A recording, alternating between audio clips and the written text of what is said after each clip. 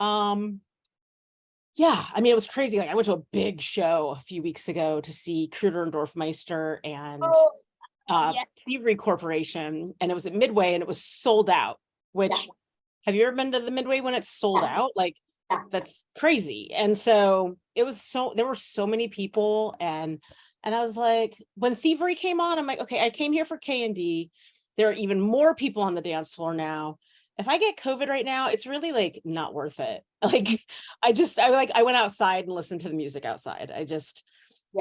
Yeah, it's one of these things, but yeah, it spiked anxiety in me. So I think we're all kind of trying to find our way back. Yeah. Well, I mean, I hate that you're also feeling that, but it also brings me comfort to know that I'm not alone. So, oh, you are not, sis. I have friends who are barely going out anymore.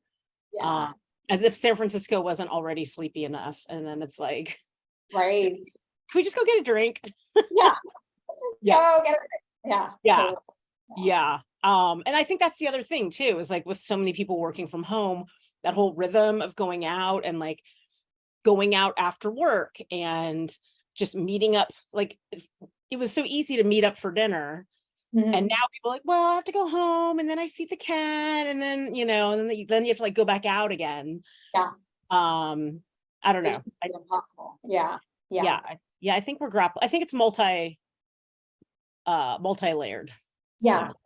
And also I was reading your latest Tablehopper, and you're talking about how these certain restaurants, I think it was I can't remember the name. Barbaco. Yeah, Barbaco is shutting down, and how the dining scene, I mean, just the scene in general in downtown hasn't bounced back at all. And like that's a huge thing, because if you don't, like you're saying, that if that rhythm of going to work and then going out doesn't exist, but like the space doesn't even exist anymore, then what do you? Oh, no, I just did an article on Schroeder's. They're celebrating their 130th anniversary, but it's crazy. The owner told me, he's like, Marcia, my business has become a 3-day business: Tuesday, Wednesday, Thursday. Oh my God. Yeah. He's like, Mondays and Fridays, people work from home. He's like, the Friday happy hour is gone. Same thing with my friends at Town Hall. They're like, oh, Friday happy hour is like crickets. Yeah. So it's like we have this whole new weird midweek rhythm, and you notice it with the traffic as well. Yeah. It's, and I just, the city doesn't have a rhythm yet. And in the meantime, we're losing businesses from very experienced operators. Yeah, that's gotta, I mean, you've been covering this scene since what, 2006, right? Well, let's see. Actually, even before that, before I launched Tablehopper, you were writing for 7x7 and stuff. Yep, 7x7, City Search, Where Magazine. When I got laid off for my ad agency job in 2000, when .bomb went off. I lost my job a week before Christmas. That was great. But it turned into my Liberation Day, and it's actually on my calendar, December 17th. So I've been boss of me for 23 years. Amazing. And but I was doing more, like back then it was guerrilla marketing. And I had a creative partner, and we were working on just kind of like alternative marketing campaigns for some pretty big clients, some gaming clients as well, like electronic artists or electronic arts, EA. It was always just EA. Anyway, and then I realized, I really want to write about the city, and she was moving to LA, so we dissolved our partnership. And then, so that was, probably like around, trying to think when I wrote my first City Search job, like piece, maybe it was like 2002 or something like that. So, I can't remember, because I've met your sister, and I think you guys are San Francisco natives. Is that right? Actually, San Mateo. We're Peninsula girls. Totally, but definitely Bay Area. And grew up going to the city as a kid. Cruising down Broadway with our heads out of my grandparents' Cadillac sunroof and looking at the girl Dota sign. Um, And so what was the inspiration? You said you just wanted to write about the city. Like, why did you want to write about the city? well, so I always loved going out from a young age. Anytime it was my birthday, I wanted to go out for my birthday. And I loved restaurants. I adored them. And we had a deli and a pizzeria when I was young, and my uncle Frank had a pizzeria. And so, we were like somewhat adjacent to the food kind of world in that way. But yeah, the whole pomp and circumstance of restaurants was always like Yeah. really my thing. And back in like my advertising days, I only spent my money on going out. Um, thank God vintage clothes were cheap then. And Oh, those bygone days. Yeah. yeah. And Yeah. so there was this newsletter that was called oh geez, it was called Sidewalk by MSN. And it was, the very early days of, like email newsletters. And I just always loved, like, it was like a weekly little thing of just some things to do. And I was going out, I was going to, Bizou and Lulu and all these places. And I kind of became the concierge for a lot of friends, because they'd be like, where should I go? Right. And it's so funny, like back in the day, I don't remember if you remember the Trio phone. It was like kind of like a Palm Pilot, but then it was like, it's pre-iPhone. Okay. And it was a way to like, you could input a ton of data. So I had all these lists in my phone of like my favorite pizza, my favorite date restaurant, my favorite, and like, so people would ask like, hey, I have a first date, where should I go? And so I kind of was always that, like, I had a friend called me OnStar. So I like, hey, OnStar, what should I do? And like, if I look in my phone now, I still have so many restaurant listings in there because we didn't have Google. So I was always saving phone numbers in my phone with the GM's name, which table I liked, which dishes to get. So I was kind of this like data hound about restaurants. And then, I knew, I was a writer. I was an English major in college. I was in advertising, eventually made my way to copywriter. And then, but when I got laid off, it was, I was doing more of that marketing stuff, but I was like, I really want to write. And so I started writing for City Search and doing bar reviews. And then I was writing for Where magazine. And then I quickly realized I wasn't going to be able to make a living as a freelance writer. I was like, oh my God, people want me to write 1,000 words for $150. I don't know how anybody does it. No. Oh no, it's crazy. And like you pitch and pitch and pitch and you never even hear back. And it's like, okay, this is not sustainable. And I also realized that I was writing for these other publications, but I wasn't able to write in my voice and like about the things that I was really interested in. So that's when this idea for Tablehopper started coming about. And I also like, it was when Daily Candy was a big thing, which was, that was like your daily little news bit. And I was like, the email newsletter is the way to go, because blogging back then, the blogs were getting big in the early aughts. But I was like, that doesn't make sense from like, you'd have to have so much site traffic and basically sell web ads. And I knew there was a lot more value being in someone's inbox. Yeah. So yeah, I started formulating this idea of being able to cover my city. So back then it was like, there weren't a lot of people writing about the cocktail scene that was happening in San Francisco, which was extraordinary. The craft cocktail scene was totally booming. And there was a columnist, Grace Ann Walden, who used to be at the Chronicle. She started the Inside Scoop column. And yeah, she kind of mentored me in some ways. And gave me some advice about like which day to publish my newsletter on. And so I just kind of came onto the scene, and she had left the Chronicle had kind of unceremoniously booted her. And so when I came on the scene, the Chronicle was something like, wait, who's this girl scooping us every week?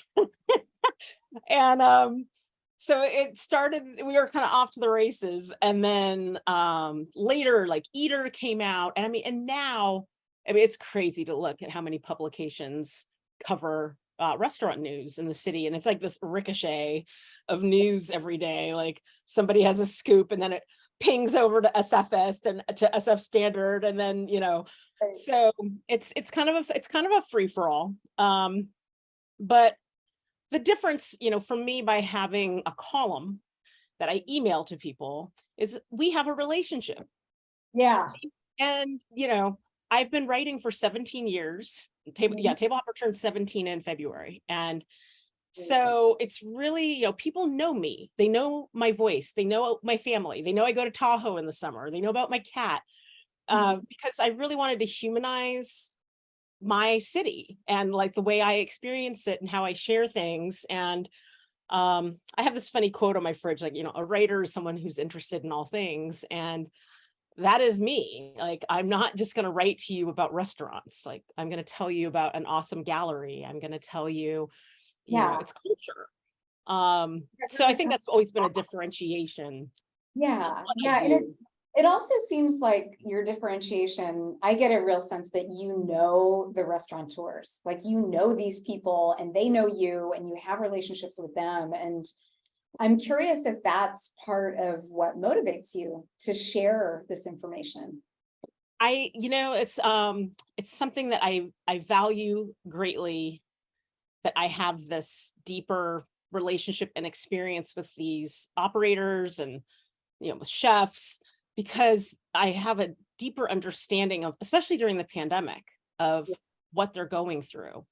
And, right now, like, it's so hard to run a restaurant. It already was pre-pandemic, but and that it ties in actually with my overall voice of positivity. I found it, like, early on, I did not enjoy critiquing restaurants. I did not enjoy being, like, oh, this was overcooked, and this, like, I just did, like, if I didn't want to recommend a place to someone, I wouldn't write about it. Right. Of course I'm going to offer, like, oh, hey, this dish wasn't as strong as this. Like, I always write Tablehopper like I'm writing to a friend, but also, yes, some of these restaurateurs, it's like, it's funny. I mean, I've had chefs come up to me at night, like at a bar or something. They're like, hey, can we talk about that thing you wrote? And I'm like, oh my God, are you kidding me? But they give so much of themselves. And nobody likes to be critiqued. I mean, if I had somebody coming after me, like, that piece you wrote about the ice cream opening was, like, really not that great, I mean, I'd be like, fuck you. No, I mean, I would listen, but it's, so at first you're just like, well, so, but yes, over the years, I have accumulated quite a Rolodex of contacts. And that's why, I ended up starting my podcast during the pandemic, because I was hearing these stories and I'm like, I actually don't want to translate what I'm hearing. People need to hear these stories of what these restaurateurs are going through.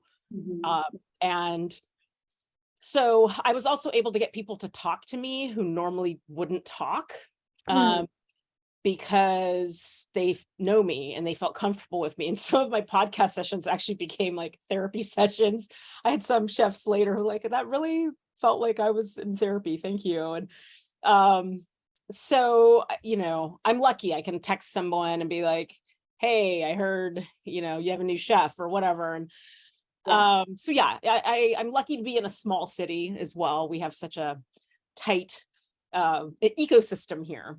And I like to uplift it. I'm here to, I'm not going to write salacious stories about people. I leave that for some of the other publications, and those are tough journalistic pieces to write.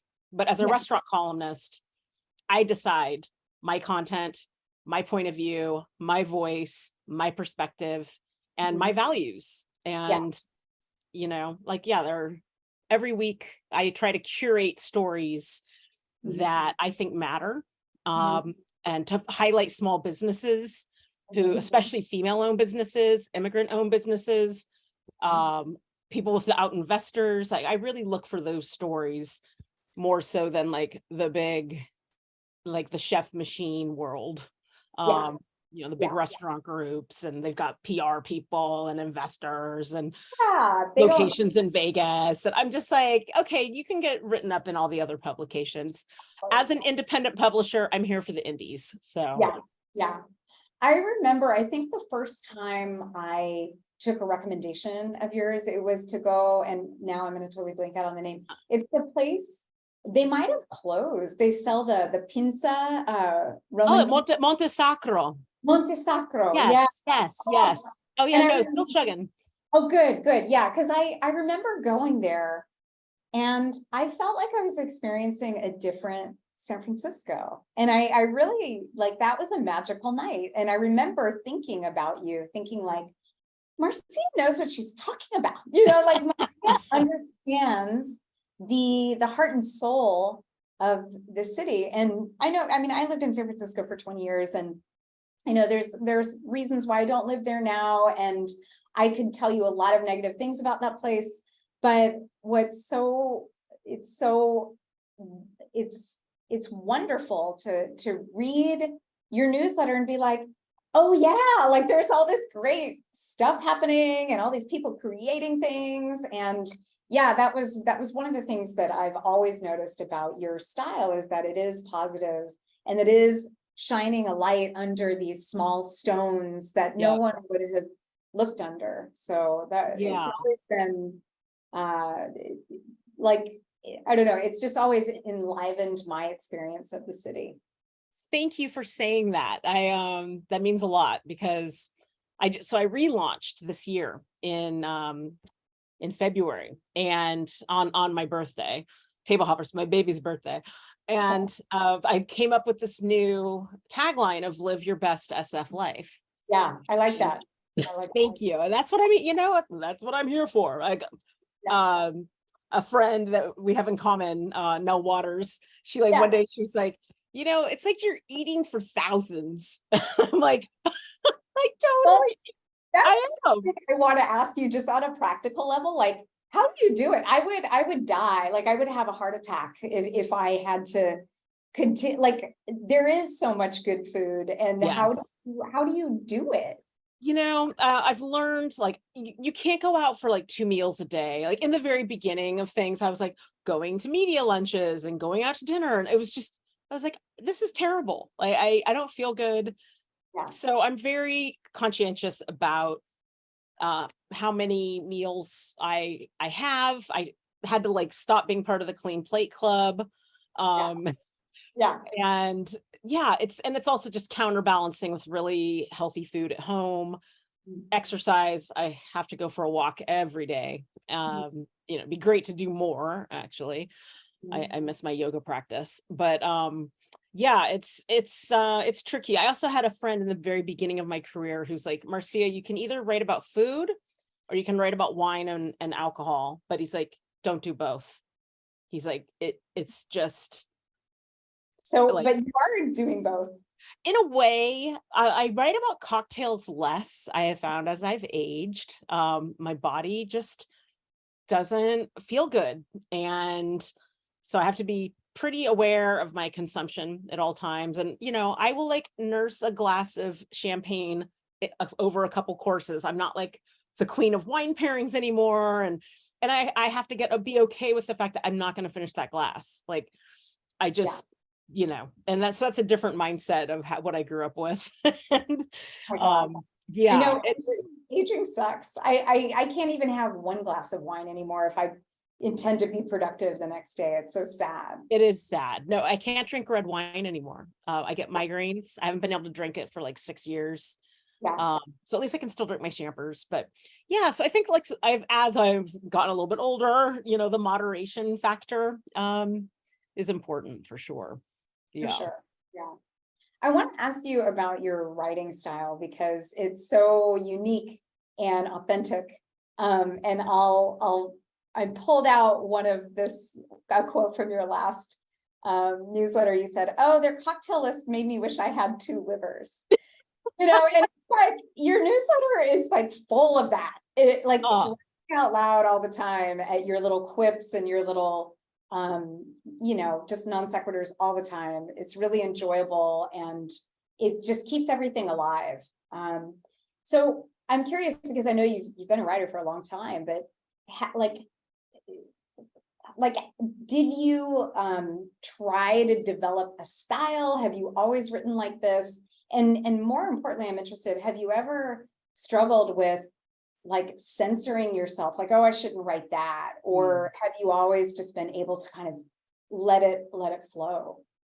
That's a great question. I mean, certainly I've always been a fan of humor and, even from a young age, always joking around and doing little quips and impressions and things. So that is my basic nature. But as a writer, that was what was, I kind of alluded to that a little bit earlier. What was so challenging about writing for other publications is I had to write for their audience. And so, it's like, oh, I'm going to write for this wealthy, readership or whatever it is. And it always, I have to sometimes temper my voice a little bit, or my editor would do that for me. They'd be like, hangry isn't a word. I'm like, yes, it is.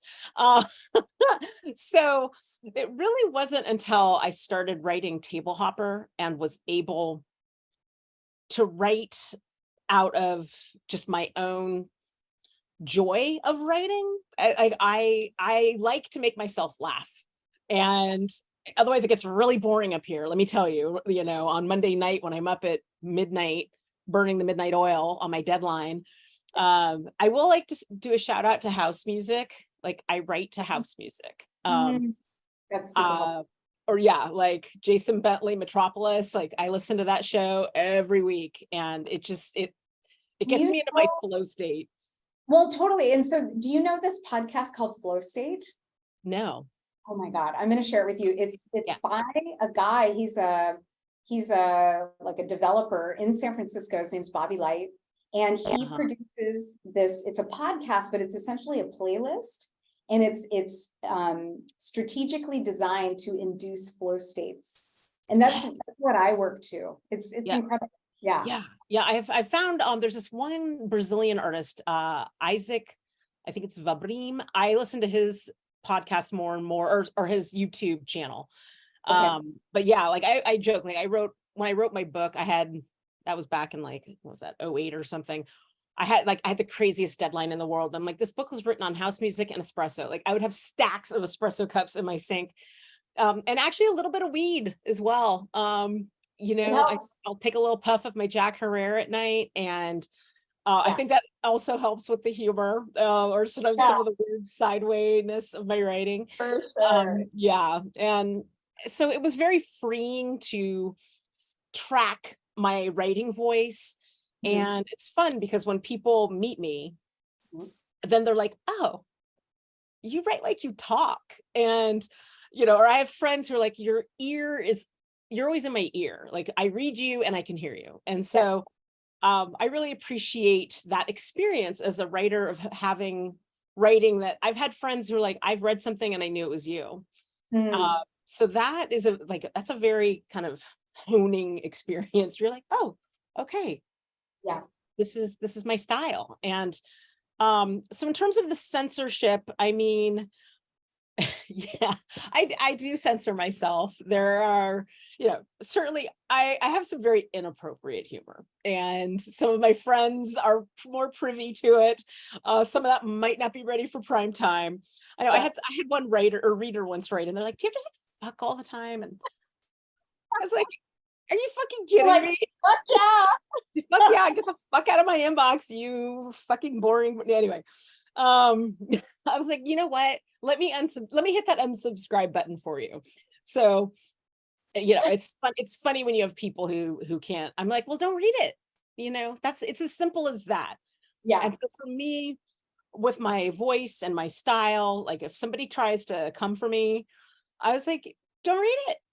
Yeah. Nobody's forcing you to remain a subscriber. It's not jiving for you. Like, and that's the thing too. It's like an energetic thing where if you don't like my style, then go find someone else. Was it always like that, even when you just started out, or were you kind of like one foot on the gas, one on the brake because you weren't sure? It's funny. I'll just say this. It's often someone is ringing. Do you mind if I check I might be a delivery. I'm so sorry. So sorry. No worries.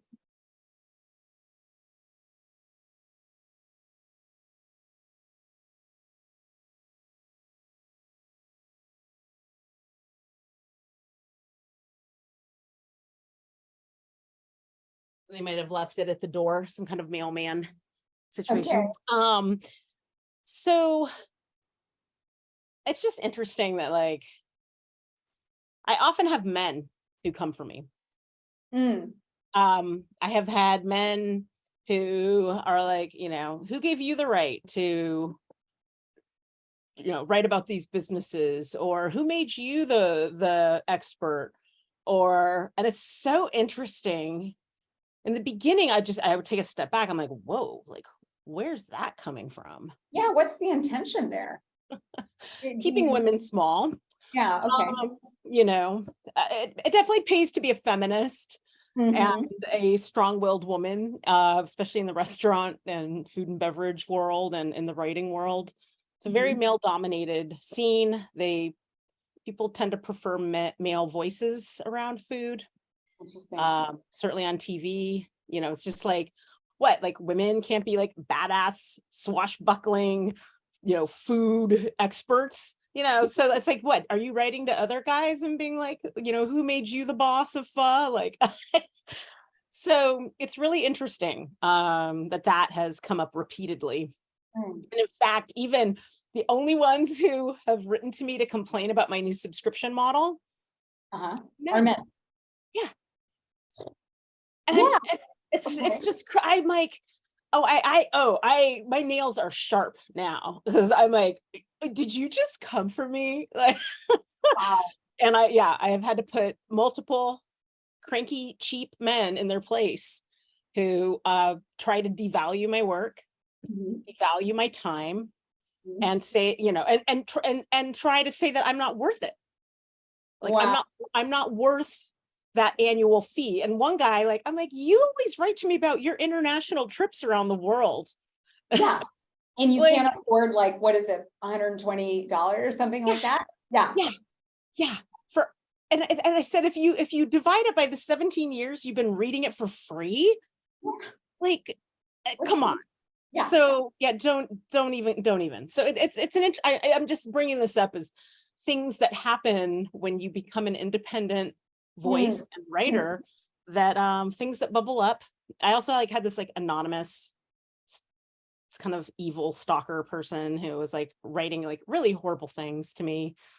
And you're just, in those moments, you're like, okay, someone just came for me. Or it can happen like, just the online world, a nasty comment, um, a evil DM, whatever it is. Yeah. People will talk smack and they try to bring you down for different reasons. Yeah. And you always like, I don't know, I have a little folder actually of some of the kind things people have written to me. That's great. Yeah. Yeah. I have I, it, it's literally an email box. It's my Tablehopper stars, that's such a great idea. I went to a women's retreat one time, and we did this exercise where you put a piece of paper, like you tape a piece of paper to your back. Mm. All the women in the retreat would write on the paper, like what they think of you. And then you take it off and you're just like, oh my God, like it's all this nice stuff. And I still have that. And I look at it whenever I Beautiful. feel shitty, Exactly. Oh, So I recommend, for people to be your own cheerleading squad. mm, And if you're having a rough day, or someone's written something, or you've been rejected for something, go to your little folder yeah, of love notes, yeah. and that's like actually the really fun part of my column is I don't even know what I'm going to get in the mail every day. So I started my email yesterday. Emails full, I always wake up to like 120 emails, like, oh my God. And then there was this gem of this woman saying how much she loves my writing and the way I write about our industry. And I was like, just unprompted, just showed up in my inbox. That's Yeah, gold. Thank yeah, you. yeah. So I will say that so in terms of how I put myself out there, I am not going to let people dim my light. Mhm. And it's like being on a bus. I'm like, are you on the bus? You off the bus? And if you're going to be cranky, just get off the bus, because in the Yeah, spirit of King Kesey, I'm going further. And yeah, I love yeah, it. yeah. Well, I mean, you have this unrelenting positivity, and it's helpful to hear that, oh, you have essentially this like bag of tricks that you bring out whenever maybe, shit goes a little sideways, or you Yeah. get feedback that you don't like, and you're like, okay, I'm gonna go look at those positive comments, and I'm gonna Yeah. have another espresso, or like whatever it takes. Yes. What, like, Yes. was there a time that you didn't have those tools, and you were really like, wow, this sucks, I like, should I even be doing this? Like, have you ever experienced intense doubt that made you want to quit? I have such, well, I'm a Scorpio. I'm half Southern Italian, Calabrese. Like, Okay.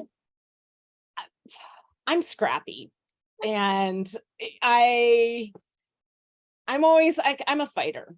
Mhm. So people tell me no, and I'm always like, no, no, no. Let's get to yes. So I mean, that is just how I try to move through the world. And so yeah, there have been some times I've taken some bad punches and had some disappointments and hits, and I'm like, okay, am I on the right path here? And even with Tablehopper, like during the pandemic, I was like, okay, I can't, like, I can't go on like this. I had no ad revenue. I couldn't host events. Things Mhm. were absolutely imploding Mhm. for a lot of people, but also, yeah, after being at it for so many years, and then I was like, I was doubting myself for a moment. I was like, wow. But then I'm like, no, no, no. There is something here, and I need to save my own neck. Yeah, yeah. And that was, I had friends who wanted me to like do a Patreon a long time ago to like create kind of this subscriber model. And sadly, my former newsletter, um, like management company, like it was Emma. I asked them, I'm like, do you have like a subscription plugin or any? And they're like, no. And I'm like, that's like the most important thing. Right. So it started this quest, and I didn't want to do Substack. I hate that they take 10%. Oh, And wow. How they oh take yeah, them? no, I'm A just like, lot. I've been building this audience for Yeah. 17 years, and you're just going to swoop in and take 10%. Mhm. And there were some things I'd read about just the founders that I did not agree with as a San Franciscan. And but then I found out about Ghost, and Mhm. it's so amazing because I had like, when you're on the right path, shit happens. Mm. Like, people come to you. Mm. I call it manifestation. Like, I'm gonna manifest that. Uh, I love and that. so I was manifesting hard, and like I had just amazing people come. Like, I had a reader who became, I call him my tech doula. Like, he really helped me birth this newsletter. I was introduced to different people to help me migrate 12,000 articles, Oh my God. yeah, Ah, to this new platform. yeah. All of that user data, of like people who've been reading me for how many years and where do they live, like, I mean, just Right. like so much. And then also to take this huge step of asking my readers to pay me. Mm-hmm. Mm-hmm. It took me years to get there. Mm-hmm. um it's something I'm most proud of. Mm.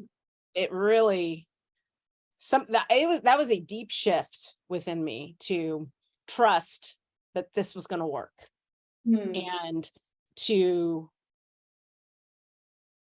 name my worth for my Mm. work and Mm. my contribution. Mm. And it's my whole life changed this year Yeah. as a writer. Like, Yeah. it is an incredible feeling to feel supported Mm. by my readers Mm. to do my work.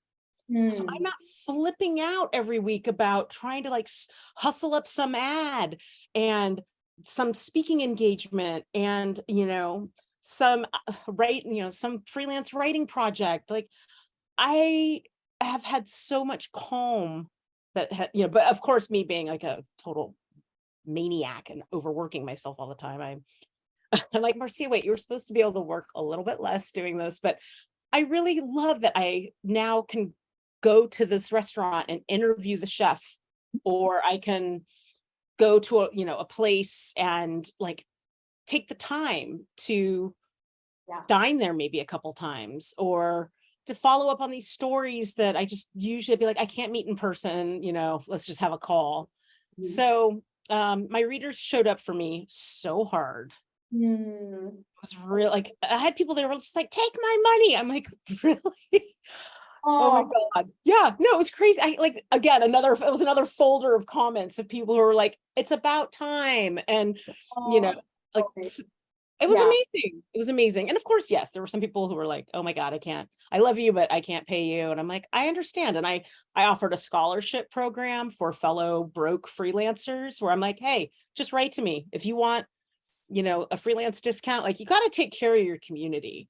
And I did not want anybody who wanted the paid version to feel excluded. Like, yeah, it's like, trust. I know what a scrappy life is like. And it was, I'm going to ask you one more question, because we agreed to end at 45 and I want to respect that. Keep going. It's okay. It's okay. This is good. Okay. Yeah. So I'm curious how that validation affected your voice, or did it?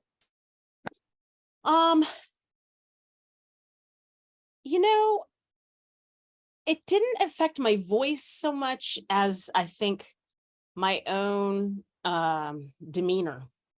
Like, I have friends who are like, they're just like, there was a more groundedness that came to me. And actually some confidence of just not like that whole paycheck to paycheck thing, or waiting for checks from a publication to come 90 days after you wrote something. Like, it's exhausting. And instead, like, my 3 favorite words right now are monthly recurring revenue. My MRR, I'm just like, so hot. And so it's something that, so I think it's, and it'd be interesting if, I will say this, some of my readers have said, they love the new layout and they love how it looks. And they have seen the energy in my writing. Part of that is also just because of what San Francisco is going through right now, and really I am doubling down on my love and positivity for this city right now. Like, I'm just like, oh, you want to come for it? Let's turn it up. And it's, and I really want to just get people out.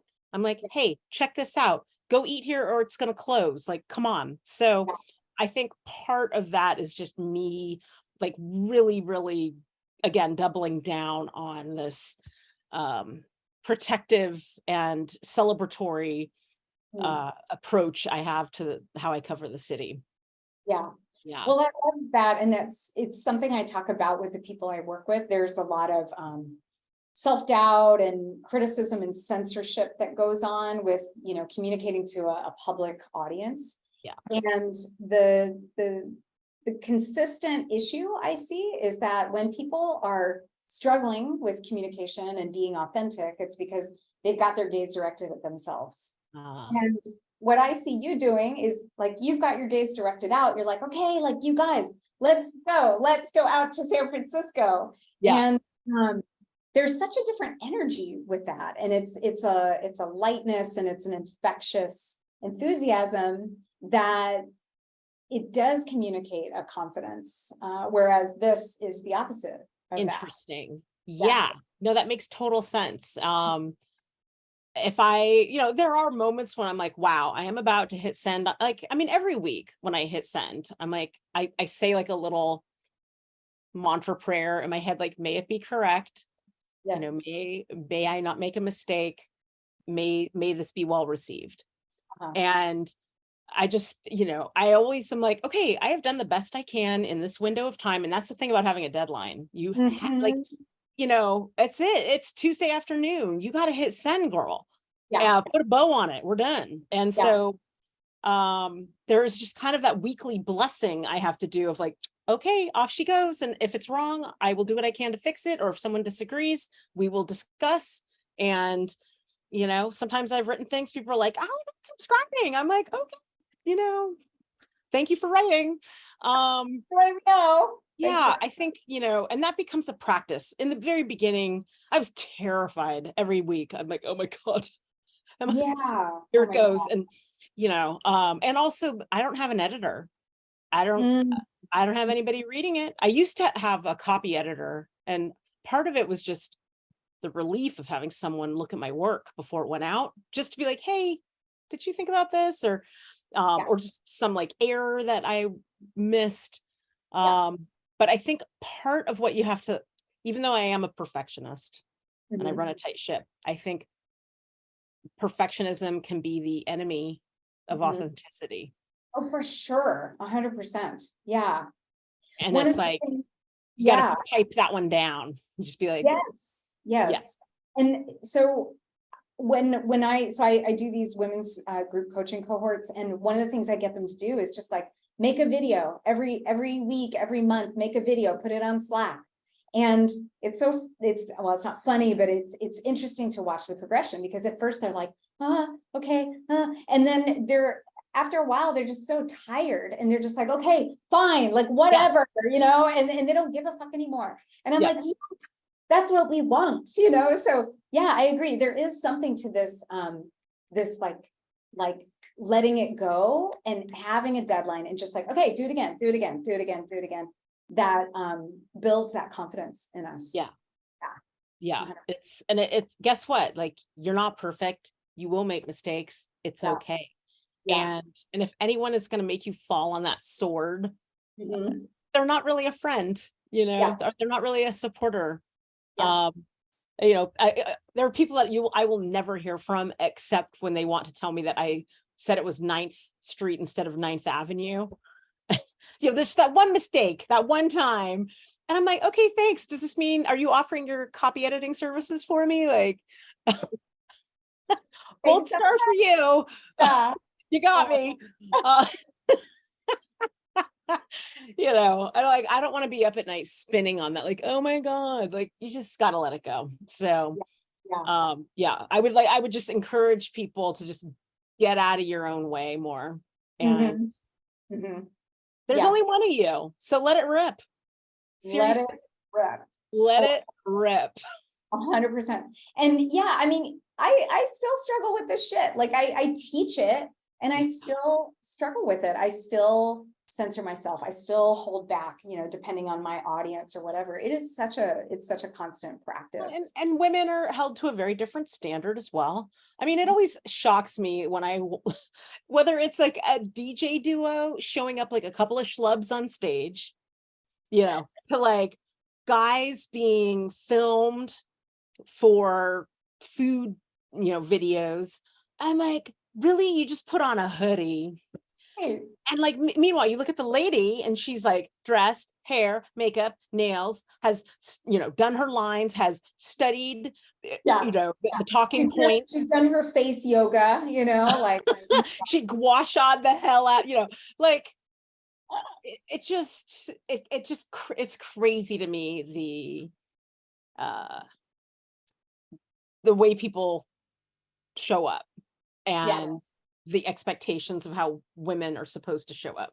And Mhm. I think it's better to focus more on, okay, how do I want to show up as myself? Like what makes me, and yeah, like when you're on live television in the morning, yeah, I guess what? I need to have full face and my outfit ready. And because guess what? I feel good.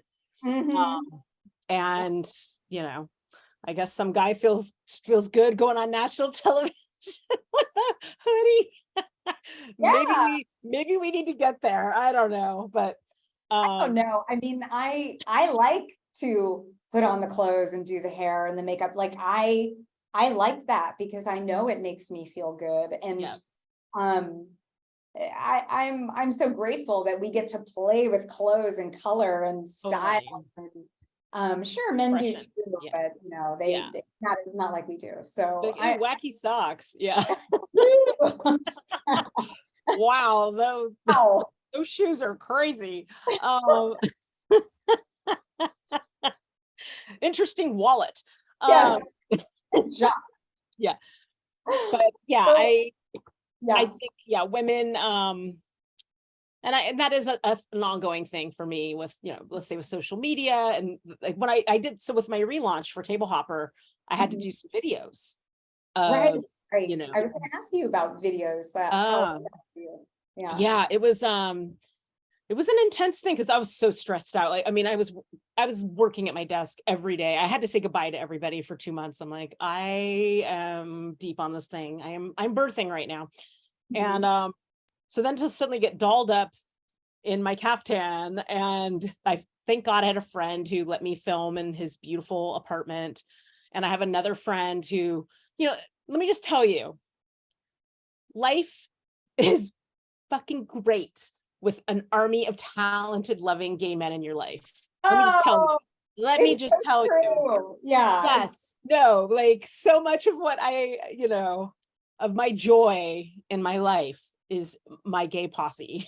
yeah. and Oh, and yeah. they turn up, and they showed up so hard for me with this launch. And so, Mm-hmm. yeah, one friend was like, okay, girl, he was kind of like my producer director, making sure the lighting was right, and like that my hair was just so, and it was my other friend's beautiful apartment that we were filming in. And I was really happy that a while ago, when I was doing a video for a client, I found a transcript little app that you could write something and then read it as you're talking. Mm-hmm. And it looks natural. And so I've done, I used to do voiceover. Did Oh, well, that doesn't surprise me. Yeah. It was a Okay. blast. Like Yeah. I love doing voiceover. And I did a lot of improv as in tandem with VO, just because it helps you be a better speaker and performer. And so I'm lucky that I have experience being on the mic and Mhm. looking in the camera. And so I just have to put, like, anything that you do in your life, like, it's going to show up later. 100%. Yeah. Yeah.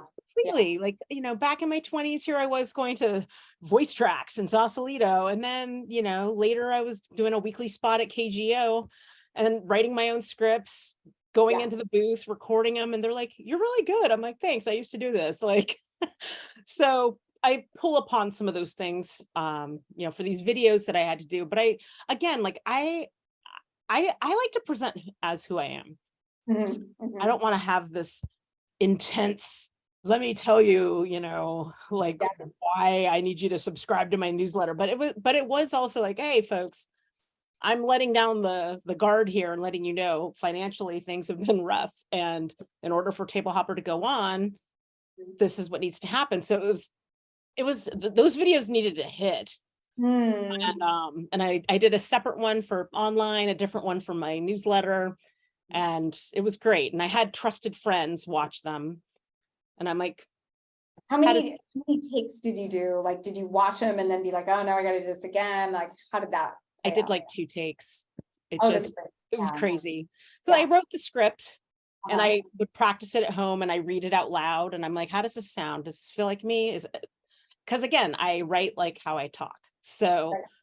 it aligns. And so then all it is like, I just don't want to have to I'm not an actress. I don't want to have to remember everything I've just written, but I'm a writer and it's important that everything gets said. So that transcript software is great because then I'm like reading, but I know these words so well because I have written them from the heart. Mhm. And I always just want to transmit. It's Mhm. like, Mhm. let, Yeah.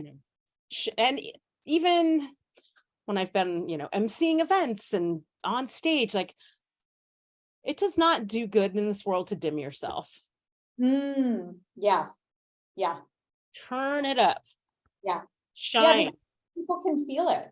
People can feel it, and then they feel like you're not being truthful. Like Yes. it's almost like a credibility thing. Like, oh, Yep. I don't really trust her because she's not Yeah. fully showing up. Yeah. Totally. You haven't taken that full step in. Yeah. And people can tell when you're nervous. I mean, oh my God, there have been a few times that I'm like, wow, sometimes it sneaks up on me. I'm like, I'm nervous right now. Okay. Mhm. All right. Mhm. Let's look at that for a second. Let's breathe, Yeah. crack a couple jokes, get through it. But yeah, it was kind of crazy filming those videos. And my friend was like, you nailed it. That was it. I'm like, really? He's like, damn, girl. I was like, okay, good. Because I have to get back to my desk. We're done. Okay, Yeah. next task. So yeah, I think, but I think prepare, I always tell people to prepare. Um, Mhm. Yeah. it's, if you're just going to do a quick run through on camera, you will lose your authenticity with more and more takes. Yeah. It's like when you 100%. take a picture of someone, Yeah. and you're like the first one, like, oh wait, you blinked, or and then it's like you go to the second one, and by the time, like if you're like the fifth or sixth picture, then it's like that smile's different, and Yeah, so well, the sparkle is gone. You're just like, get the fucking yeah, picture. you take Yeah, the fucking picture already, yeah, please. Yeah. exactly.